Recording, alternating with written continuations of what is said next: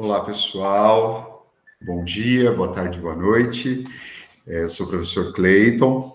Agora nós teremos aí uma aula de história.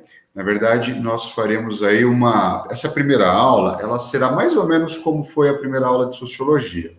É uma introdução para falar da importância, né, da ciência, para falar do surgimento da história, para falar de alguns conceitos que fazem parte aí da ciência, e, sobretudo, para a gente fazer uma reflexão sobre por que é tão importante estudar história. Porque a história, o estudo da história, assim como o estudo de outras ciências humanas, como sociologia, filosofia, assustam tanto alguns setores da sociedade, né? Principalmente aqueles setores que dominam economicamente, né, e politicamente a sociedade. Então, hoje nós faremos uma breve introdução, né, sobre a ciência, sobre a história. Na próxima aula, na aula 2, nós vamos começar, então, a estudar a pré-história. Na próxima aula, depois, né, na aula 3, nós falaremos sobre a sociedade mesopotâmica e depois sobre a sociedade egípcia, tá? Então, eu espero que vocês gostem. O professor está fazendo com todo carinho, né? Vocês possam realizar essa atividade com tranquilidade.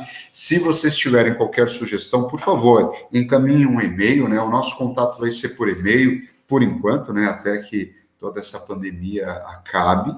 E é isso. Eu vou compartilhar agora a minha apresentação. Olhem só. Compartilhar. Bom, então olhem só, galerinha, eu vou expandir aqui. A nossa aula de hoje, né, então, como eu comentei, será uma introdução, né, uma introdução aí aos estudos da história, porque de onde surge, qual é a forma, a metodologia que é utilizada para a produção de história, para a produção da ciência histórica, qual que é a importância, né? A importância fundamental é para a formação da cidadania, para entendermos, na verdade, no finalzinho dessa aula a gente vai comentar mais retidamente sobre isso, mas basicamente é observar o passado,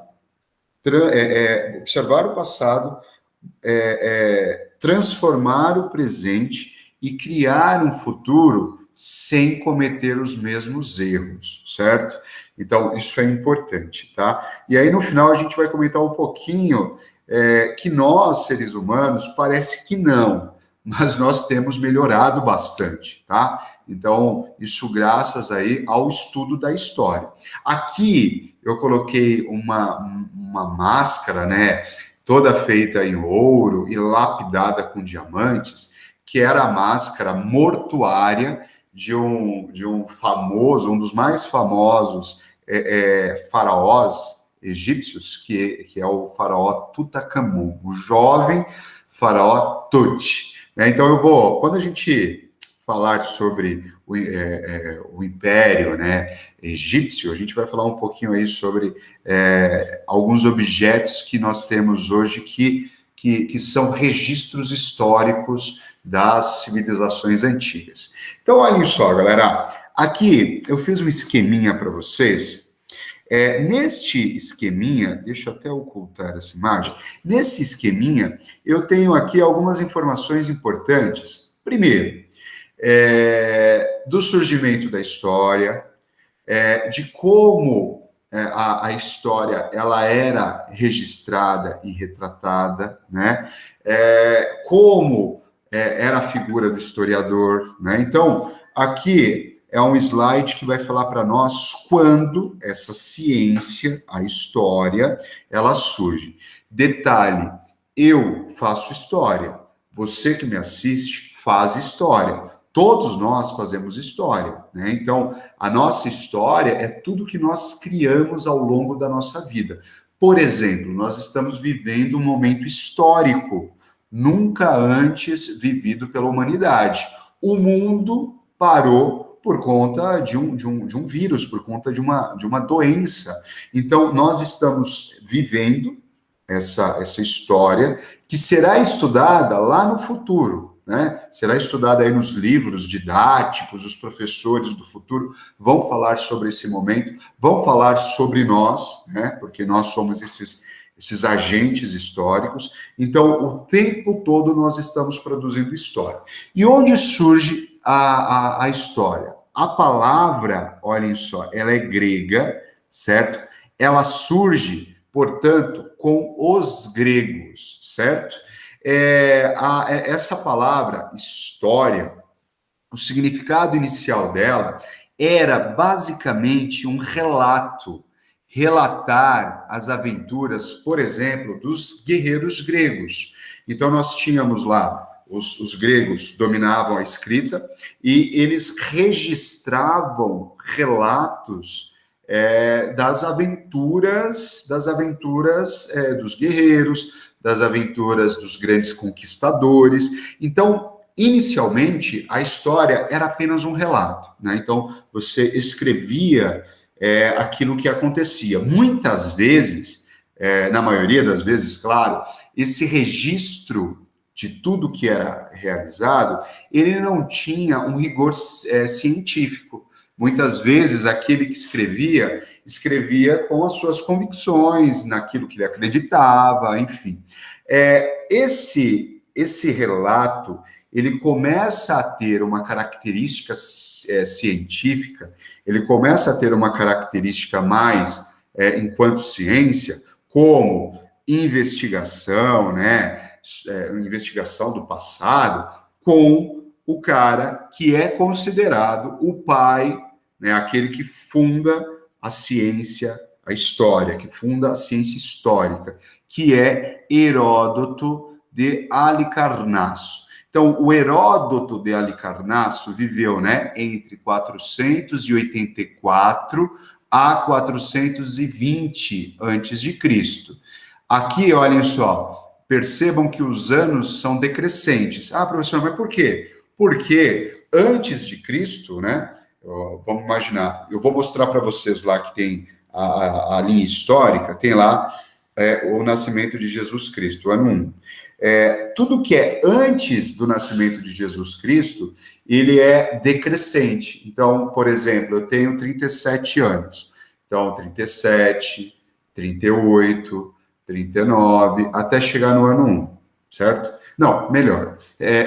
Nós estamos no ano 2020 antes de Cristo, certo? 2019, 2018, 2017, até chegar no ano 1. Mas isso eu vou explicar com mais detalhes lá na frente. Mas, ó, importante aqui é entender que quem criou a ciência histórica foi esse cara chamado Heródoto de Halicarnasso. Então, o Heródoto de Halicarnasso, ele começa...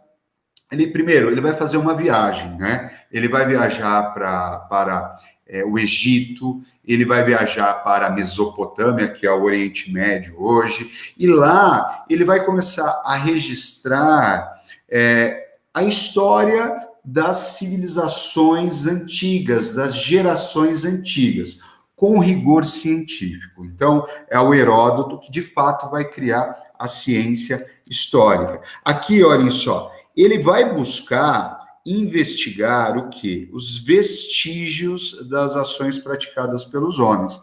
Que vestígios são esses? Escritos, né? Então, um papel, né? Um relato antigo, as roupas, objetos, armas. Então, tudo isso são registros históricos, né? Então, por exemplo, as nossas roupas, as roupas que nós utilizamos hoje, elas são registros históricos da nossa atualidade. Se nós pegarmos as fotos dos nossos pais, a gente olha e fala, jamais eu vou usar uma calça dessa, jamais eu vou usar o cabelo dessa forma. Então, isso significa que por exemplo, as roupas acabam sendo registros da época, né? Então, nós nos vestimos de uma forma, os nossos pais, avós, se vestiram de outra forma. Por quê? Porque aquela forma condizia com a época. E esses objetos, eles foram utilizados aqui pelo Heródoto a fim de buscar revelar aí a história. E aí, galera, toda essa metodologia criada pelo Heródoto de Halicarnasso se contrapunha, ou seja, ia contra uma espécie de conhecimento que se chamava mito. O que era o mito? Ou o que são os mitos? Os mitos são explicações, muitas vezes fantasiosas, muitas vezes mágicas, simbólicas, de fenômenos da natureza e de aspectos da vida humana. Então, o mito, ele não tem rigor científico. O mito é uma história que é passada de geração para geração. Por exemplo, o mito de fundação da cidade de Roma.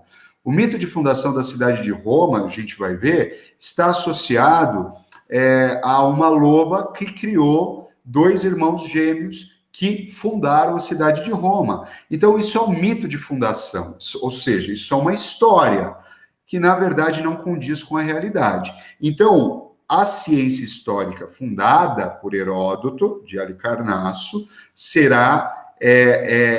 terá um rigor científico e vai dizer, olha, tudo aquilo que os mitos explicavam não são dessa forma, né? Existe aí o mito, mas existe a realidade, a ciência, né? Que prova, por exemplo, a fundação das cidades, por exemplo, o domínio de um povo contra outro, enfim. Tudo bem? Seguindo aqui, galera. Aqui existem 3 conceitos importantes.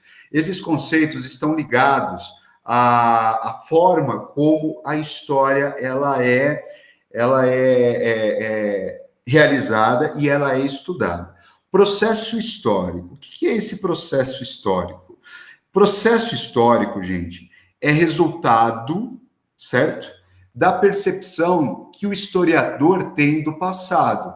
Então, o que isso significa, professor? Traduza para nós. O processo histórico, ele está preso a todos os acontecimentos do passado, certo? Que se interligam de forma, por exemplo, eles estão interligados com a história de outras nações. Um exemplo, processo histórico da Europa. O processo histórico, a história da Europa, ela tem conexão direta com a história do Brasil. O Brasil, seu processo histórico está interligado com a história da Europa, né? Foram os europeus que vieram para cá, escravizaram os índios, trouxeram novos escravos, essa sociedade ela cresceu, né, e formou o que nós somos, o povo brasileiro. Então, isso é processo histórico, ou seja, são os acontecimentos que rolam ao longo da nossa história, e esses acontecimentos, eles estão interligados com a história de outros povos, tá? Então, processo histórico. Historiografia, olhem só, grafia, certo? De escrever. Historiografia é a escrita da história. Então, é quando nós escrevemos, quando nós registramos no papel a nossa história, certo? Então, por exemplo, a história do descobrimento do Brasil. Então, nós escrevemos e nós estudamos o descobrimento do Brasil porque nós dominamos a escrita, né? Nós temos a capacidade de ler e aí vamos, então, estudar a história que foi escrita, a historiografia. E aí, por fim, um outro conceito, que é a historicidade. O que é essa historicidade, galera? Eu escrevi aqui para vocês. O passado é contado de acordo com a época de quem o conta. Isso significa o quê? Que a história, ela é a senhora do seu tempo. Significa que o passado, ele é contado por quem estuda esse passado. Então, por exemplo, nós vamos estudar a escravidão aqui no Brasil. Nós estamos estudando e nós estamos recontando a história do passado. E nós, muitas vezes, quando estudamos e quando recontamos 300 anos de escravidão, nós ficamos indignados, né? Nós ficamos perplexos. Por que foi feito isso? Por que pessoas foram arrancadas das suas casas, foram trazidas para cá, para o Brasil, e trabalharam de forma tão perversa, foram tão humilhados, foram tão violentados. Isso significa que a historicidade, esse conceito, está ligado ao tempo. Então, nós estudamos o passado e nós não suportamos o que nós fizemos no passado. Entenderam? Isso é historicidade, certo? Seguindo aqui. Aqui, galera, é uma linha histórica, uma linha do tempo, em que essa linha será a base para os nossos estudos em história. Então, essa linha histórica, que vai da Idade Antiga até a Idade Contemporânea, que são os dias atuais, então entende-se como Idade Contemporânea a idade que nós estamos vivendo. Essa linha histórica ela foi criada por historiadores europeus, lá no século XIX, com a função de facilitar o estudo, certo? Da história. Então, qual que é a lógica aqui? Foi criado, então, grandes períodos, né? Em que um período acaba e para começar outro, onde você tem uma baliza histórica, ou seja, algo considerado um acontecimento, certo? Que está ligado ao homem, né? Um acontecimento que é considerado muito importante.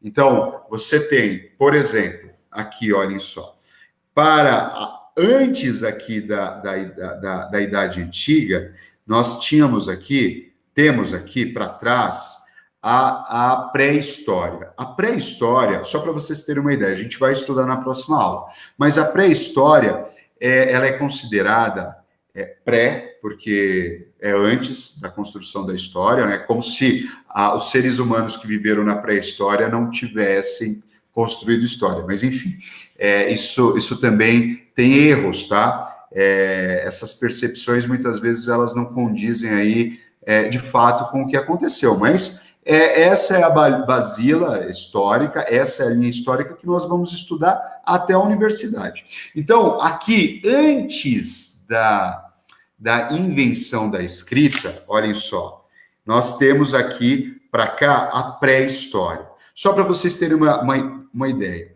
o planeta Terra tem aproximadamente 9 bilhões de anos. 9 bilhões. Os seres humanos existem na Terra aproximadamente há 2,5 milhões de anos. Então, os seres humanos são muito jovens, né? Nós somos muito novos. A nossa história é muito nova, né? Então, quando comparada com a história aí do planeta Terra. Então, daqui para cá, são 2,5 milhões de anos. O que aconteceu para que nós tenhamos aqui o início da Idade Antiga? Algo muito importante, que foi a invenção da escrita em 4.000 anos antes de Cristo, certo? Então, a partir da invenção da escrita, nós temos a história. E aí, por que é importante a invenção da escrita? Porque a escrita será fundamental para os historiadores registrarem a história, estudarem os registros, estudarem e criarem aí conceitos sobre a civilização humana. Antes da invenção da escrita, os homens da caverna, né? A gente vai estudar aí a pré-história e alguns períodos, né? A pedra lascada, a pedra polida, a idade do bronze, a idade do ferro, que é antes aí da invenção da escrita. Então, os homens não dominavam a escrita. Então, a forma como eles registravam o que eles enxergavam, né, no seu mundo, era por meio das chamadas pinturas rupestres, né? Então, eles pintavam rochas, eles pintavam em cavernas, tudo aquilo que eles observavam, tudo aquilo que eles, as convicções que eles tinham sobre o seu mundo. A partir da invenção da escrita, em 4.000 anos antes de Cristo, nós temos, então, o início da história. Então, olhem só, invenção da escrita que foi feita lá pelos povos mesopotâmicos. Nós vamos estudar os povos mesopotâmicos. Sabe onde? No Oriente Médio, que está em constante guerra. É naquela região que surge a primeira grande civilização humana, que é conhecida aí como a civilização mesopotâmica, né? Assírios, caldeus, babilônios, aquela região ali. Então, olhem só, ao longo desse tempo, de 4.000 anos antes de Cristo até 476, nós temos aqui a Idade Antiga. Quem estará aqui na Idade Antiga? Povos como os gregos, né? Antes, né? Os mesopotâmios, os egípcios, os povos, os gregos, os romanos, né? Então, os romanos, eles vão criar um gigantesco império, nós vamos estudar isso, só que em 476, Roma, a capital de Roma, né, do Império Romano do Ocidente, porque Roma vai se dividir em Roma, Império Romano do Ocidente, com capital na cidade de Roma, e Império Romano do Oriente, com capital na cidade de Constantinopla. Pessoal, não se preocupem, eu acho que vocês podem estar, nossa, tá ficando confuso, mas fiquem tranquilos, tá? A gente vai estudar isso, esses povos, e aí a gente vai ficar, isso vai ficar cada vez mais claro. Mas olha, é importante destacar isso. O Império Romano, ele vai dominar o finalzinho aqui da Idade Antiga. E aí o Império Romano do Ocidente, ele cai.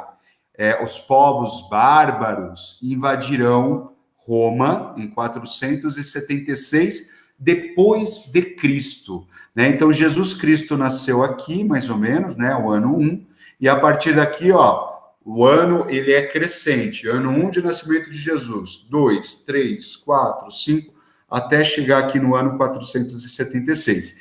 Destaque, né? O Império Romano que irá condenar Jesus Cristo à morte, né? Então, quem vai crucificar Jesus, e assim, a crucificação era uma condenação de morte muito comum no período, né? Não foi somente Jesus Cristo que foi crucificado, outras pessoas que eram condenadas à morte pelo Império Romano também eram crucificadas. Então, era uma espécie de pena de morte muito usada pelos antigos romanos. E aí o Império Romano cai em 476. E aí nós teremos o início da Idade Média, que é o período aí dos castelos, dos cavaleiros, o período dos príncipes, das princesas, dos reis, o período em que das guerras, né?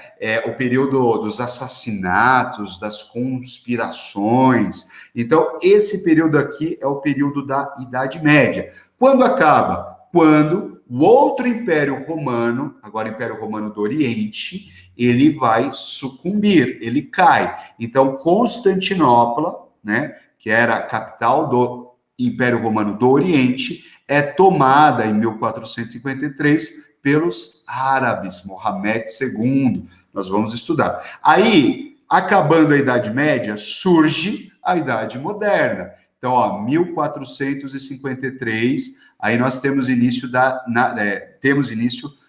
Idade Moderna. Aqui, galera, é o período da formação dos países que nós conhecemos, dos estados nacionais modernos. Quais? Portugal. Portugal foi formado um pouquinho antes, mas Portugal, Espanha, França, Inglaterra, Holanda, os Países Baixos, né? Holanda, Suécia, Dinamarca. Então, todos esses países modernos, eles começam a se formar a partir de 1453. E as grandes navegações têm início aqui. O que foram as grandes navegações? Os europeus tinham a necessidade de buscar riqueza em outros cantos e descobriram a América, descobriram o Brasil, né? Então, aqui, ao longo da história, do período aqui da história moderna, né, nós teremos aqui as viagens, as grandes navegações, o descobrimento da América, e aí surge a história do Brasil aqui, ó, ao longo desse período da história moderna, certo? E aí, a história moderna acaba quando? Em 1789, com a Revolução Francesa. E aqui, galera, nós temos o fim do poder absoluto do rei, o enfraquecimento do poder da igreja, né? Porque ao longo aí da história da Idade Média, Idade Moderna, a igreja ela vai ter uma grande participação na política, e a partir da Revolução Francesa, que foi uma revolução popular, inicialmente, mas que a burguesia conseguiu se beneficiar, certo? A partir da Revolução Francesa, nós temos, então, o início da nossa história, da história contemporânea, que dura até os dias atuais. Então, olhem só, tem algumas imagens aqui, né? Então, a escrita era dessa forma que os antigos mesopotâmicos escreviam, né, em tabletes, em placas de argila, né, úmidas. Então eles registravam o comércio, as leis, etc. Aqui nós temos uma imagem que mostra a queda do Império Romano do Ocidente, aqui que mostra a queda do Império Romano do Oriente, ou seja, a tomada, né, a ocupação de Constantinopla pelos árabes. Aqui a Revolução Francesa, que marca o início, né, da contemporaneidade, né, da idade contemporânea, e aqui a atualidade, né, a guerra da Síria, que devasta, né, a Síria, que traz dor, sofrimento para famílias, mulheres, crianças, homens, e aqui, olhem só, o nosso planeta, né, vivendo a história, sofrendo aí com a pandemia, né, do Covid-19. Galera, para encerrar, pessoal, olhem só. Então, o estudo da história traz alguns conceitos importantes. Primeiro, nós somos sujeitos históricos. Isso significa que nós, eu e cada um de vocês construímos a história. Né? Então, nós somos construtores da história. Nós construímos a nossa história. Nós temos coração, nós temos sentimentos, nós temos pensamentos, né? Então, nós somos agentes da história.